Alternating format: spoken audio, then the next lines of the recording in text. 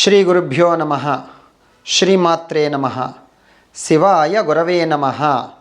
కళ్యాణాద్భుతగాత్రాయ కామితార్థప్రదాయనే శ్రీమద్వేంకటనాథాయ శ్రీనివాసాయ మంగళం. శాంతాకారం భుజగశయనం పద్మనాభం సురేశం విశ్వాధారం గగనసదృశం మేఘవర్ణం శుభాంగం లక్ష్మీకాంతం కమలనయనం యోగి హృద్యానగమ్యం వందే విష్ణుం భవభయహరం సర్వలోకైకనాథం. శివాయ గురవే నమః. శ్రీ శివ విష్ణురూపాయ నమఃశివాయ నమో నమః.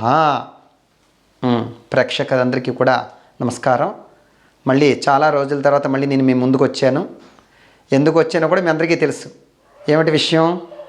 వైకుంఠ ఏకాదశి వచ్చేస్తుంది మనందరికీ. చక్కగా ఈ ధనుర్మాస శుభ సమయంలో పుష్యమాసంలో వస్తున్నటువంటి శుద్ధ ఏకాదశి రోజున, శుక్లపక్షంలో వచ్చేటువంటి ఏకాదశిని మనం, ధనుర్మాసంలో వచ్చేటువంటి శుద్ధ ఏకాదశిని మనం వైకుంఠ ఏకాదశి లేకపోతే ముక్కోటి ఏకాదశి, ఉత్తర ద్వార ఏకాదశి అని పిలుస్తూ ఉంటాం. ఎందుకు ఇన్ని పేర్లు? ఈ ఏకాదశికి అసలు విశేషం ఏమిటి? అసలు ఈ ఏకాదశికి ఆ పేరు ఎందుకు వచ్చింది? ముక్కోటి ఏకాదశి అని పేరు ఎందుకు వచ్చింది? లేకపోతే ఉత్తర ద్వార ఏకాదశి అని పేరు ఎందుకు వచ్చింది? తర్వాత వైకుంఠ ఏకాదశి అని పేరు ఎందుకు వచ్చింది?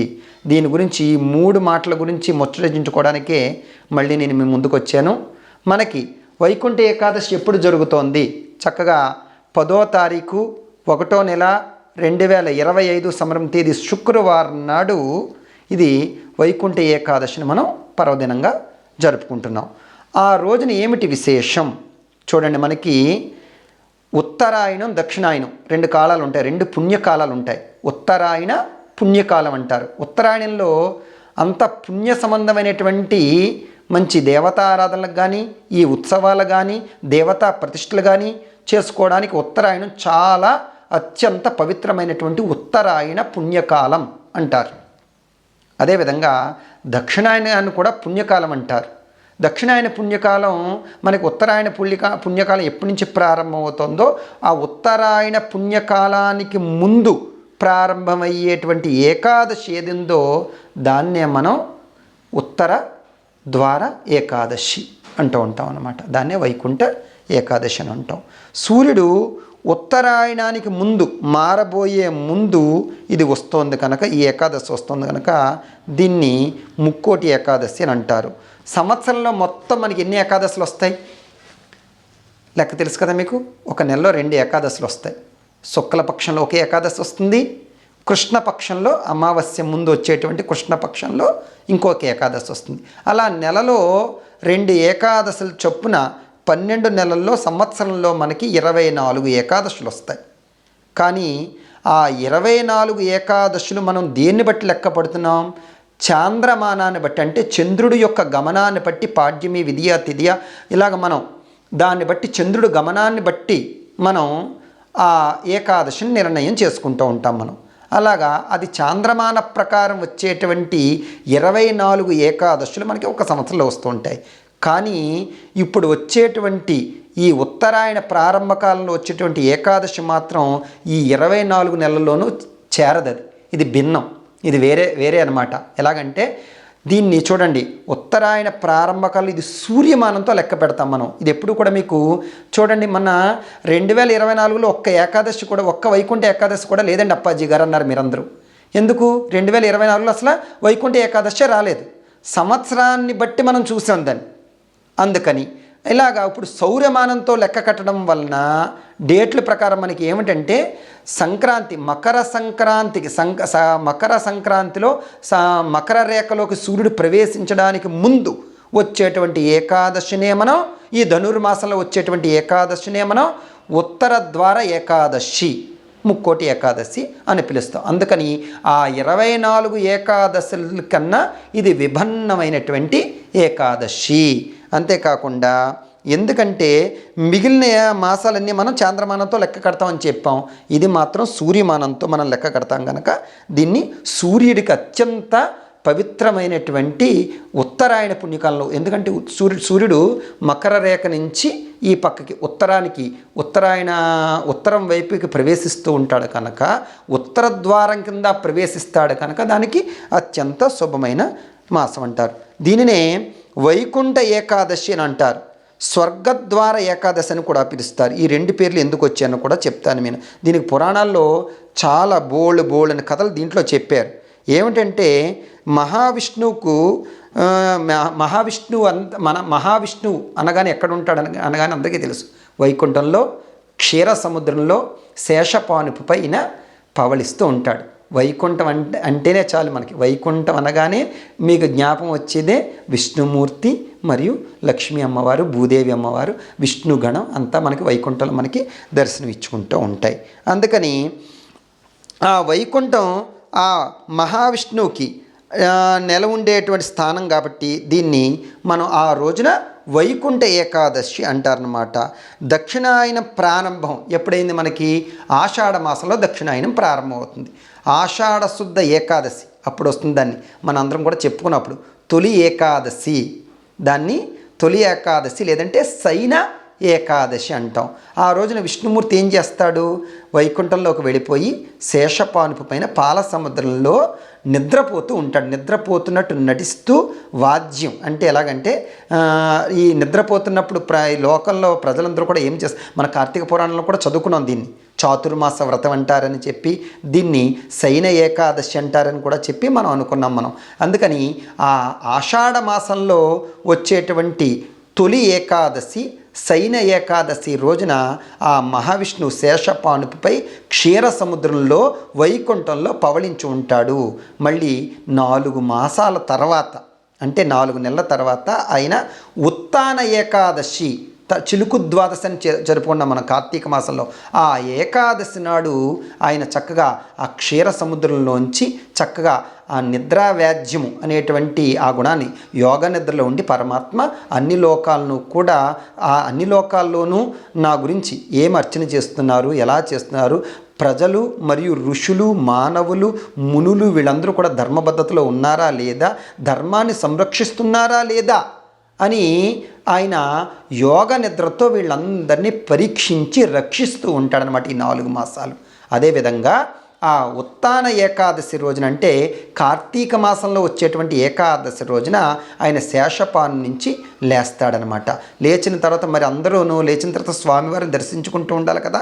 అలాగా అప్పటి నుంచి ఇలా దర్శించుకుంటూ మొత్తం మనకున్న దేవతల సంఖ్య 3 కోట్లు, ముక్కోటి దేవతలు. ఆ ముక్కోటి దేవతలు కోటి అనగానే అప్పాజీ గారు రేపు వెళ్ళిపోయి సాయంత్రం 1, 2, 3, 4 అలా లెక్క పెట్టుకు వచ్చేస్తామండి. 1 కోటి మంది 3 కోట్లు 33 కోట్లు అని చెప్తున్నారండి కొన్ని పురాణాలు.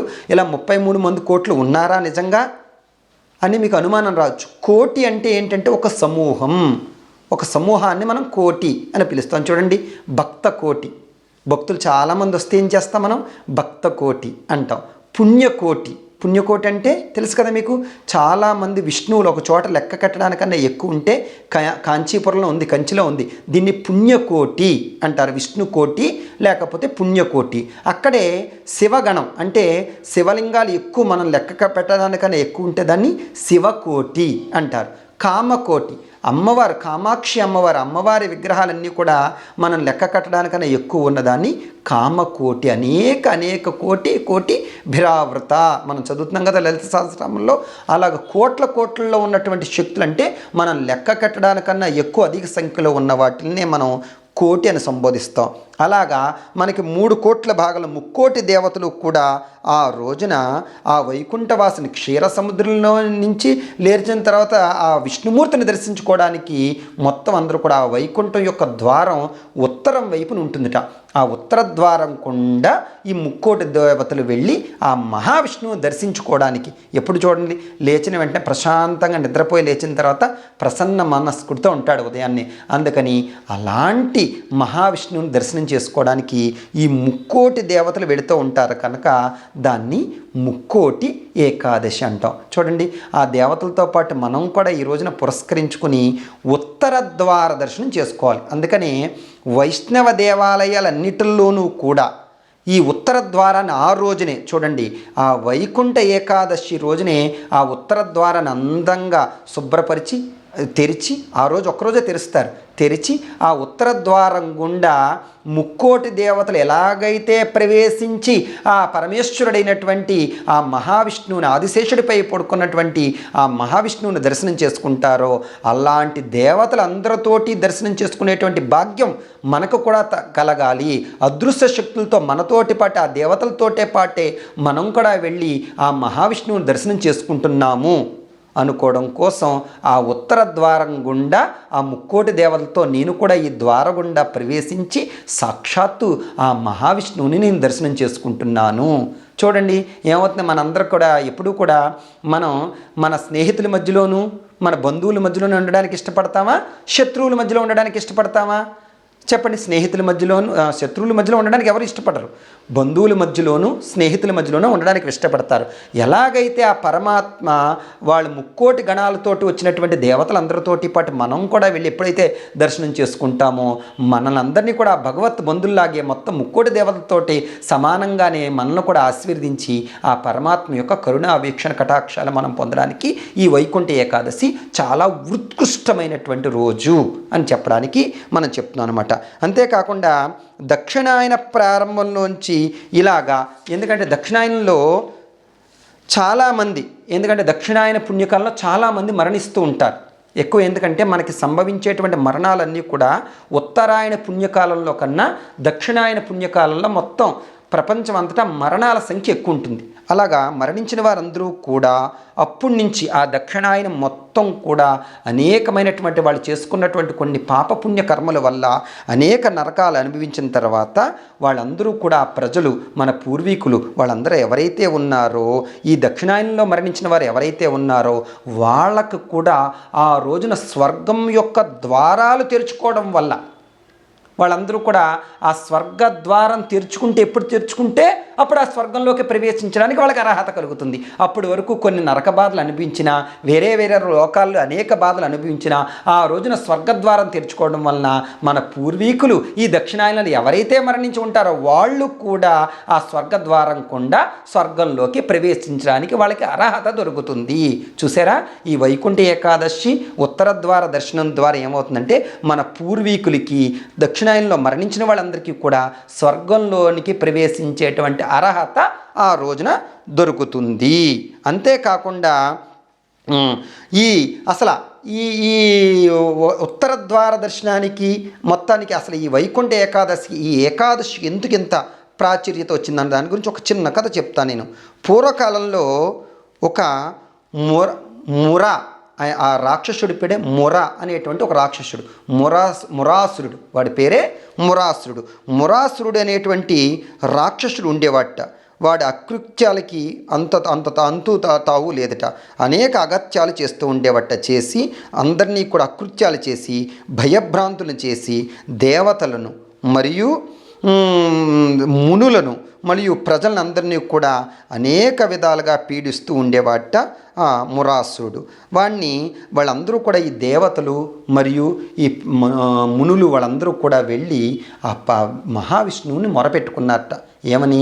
ఈ మురాసురుడు అనేటువంటి రాక్షసుడు అకృత్యాలకి తావులేదు, అనేక సంకటాలు పాలైపోతున్నాం మేము, ఆ మురాసురుడిని సంహరించి మమ్మల్ని రక్షించండి స్వామి అని చెప్పి వేడుకున్నారట.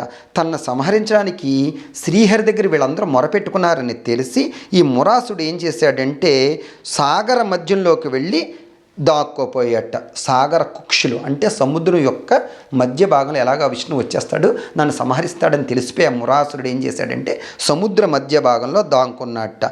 మరి వాడిని బయటికి రప్పించాలి కదా, అందుకని శ్రీ మహావిష్ణువు ఏం చేశాడు, ఒక పెద్ద గుహ ఒకటి ఉంటే ఆ గుహలోకి వెళ్ళిపోయి నిద్రపోతున్నట్టు నటిస్తూ అక్కడ స్వామివారు ఒక నడిపించారనమాట. అక్కడ ఆ గుహలో నిద్రపోతున్నట్టు నటించారట. శ్రీహరిపై దాడి చేయడానికి నేను ఇదే అనువైన కాలం, ఆయన గుహలో నిద్రపోతున్నాడు కనుక అని భావించి ఆ మురాసురుడు ఏం చేశాడంటే గుహలోనికి మెల్లగా ప్రవేశించి స్వామిని వధించాలి అని అనుకుని నిద్రపోతున్నట్టు నటిస్తున్నటువంటి ఆయన జగన్నాటక సూత్రధారి, ఇవన్నీ తెలియకేంటి, ఆయన కళ్ళు మూసుకుని ఎక్కడ ఏం జరుగుతుందో అన్నీ చూడగలడు. కానీ ఈ మురాసురుని బయటికి రప్పించాలదే ఆయన ధ్యేయం కూడా. వచ్చి ఆ మురాసురుడు ఏం చేశాడంటే ఒక పెద్ద కత్తితోటి ఆ మహావిష్ణువు మీద దాడి చేసేట. వెంటనే ఆ మహావిష్ణువు తనలో ఉన్నటువంటి శక్తిని బయటికి తీసి శక్తి ఉద్భవించి పెద్ద ఆకారంతో ఆ మురాసురుణ్ణి సంహరించేసిందట. ఈ విధంగా దేవతలందరినీ రక్షించిన ఆ శక్తి ఏదైతే బయటకు వచ్చిందో దాన్ని ఏకాదశి అని పేరు పెట్టారట. ఆ రోజు నుంచి ఈ ఏకాదశి వ్రతం చేయడం, దానికి ఏకాదశి నామకరణం చేయడం అన్నది కూడా జరిగింది. ఆ రోజు నుంచి ఈయనకి కూడా మురహర అంటాం కదా, ఈ మురాసురుడు అనే రాక్షసుని చంపబట్టి ఆయనకి మురహర అని కూడా పేరు నామకరణం కూడా వచ్చింది. అంతే.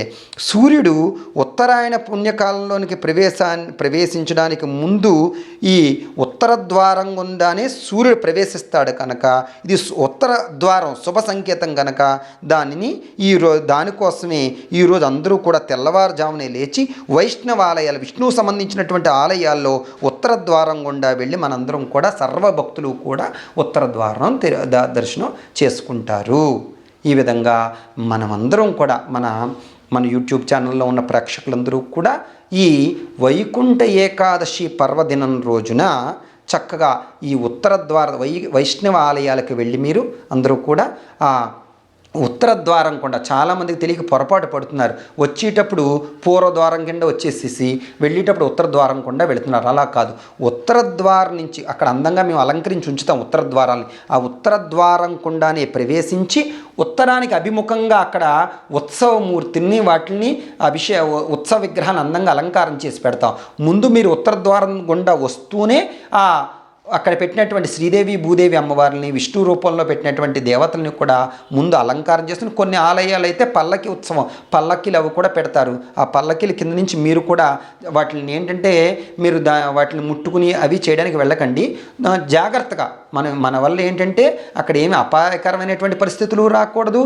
భక్తిని, ముక్తిని, తర్వాత వచ్చిన మొత్తం భక్తజనాలందరికీ కూడా వాళ్ళ సౌలభ్యాలకి ఏది కూడా అంతరాయం రాకుండా ప్రతి ఒక్కరు కూడా ఉత్తర ద్వారం గుండా ప్రవేశించి ఆ ఉత్తర అభిముఖంగా ఉన్నటువంటి స్వామివారిని మళ్ళీ గర్భగుడిలో దివ్య అలంకారాలతో ఉన్నటువంటి ఆ దివ్యమంగళ విగ్రహుడైనటువంటి మురహరుడైనటువంటి ఆ మహావిష్ణువును కూడా దర్శనం చేసుకుని తీర్థప్రసాదాలు స్వీకరించి ఆ రోజు యొక్క స్వామివారి యొక్క కృపాకటాక్షాలకి మరియు ముక్కోటి దేవతలతో కూడినటువంటి స్వామిని దర్శనం చేసుకున్నటువంటి ఫలితాన్ని కూడా మీరందరూ పొంది ఆ వైకుంఠవాసుని కృపాకటాక్షాలకి పాత్రలవుతారని నేను కోరుకుంటూ తర్వాత రోజున ఇంకొక వీడియోలో అసలు ఏకాదశి వ్రతం ఏ విధంగా చెయ్యాలి, దశమి నాడు నుంచి ఏమేమి నియమాలు మనం పాటించాలి, ఏకాదశి రోజున ఏ విధమైనటువంటి ఉపాసన చేయాలి, ద్వాదశి రోజున ఎలాంటి భోజన విధులను మనం నిర్వర్తించాలన్నట్టుది రేపటి వీడియోలో కూడా నేను మీకు చెప్తాను. ఇక్కడి నుంచి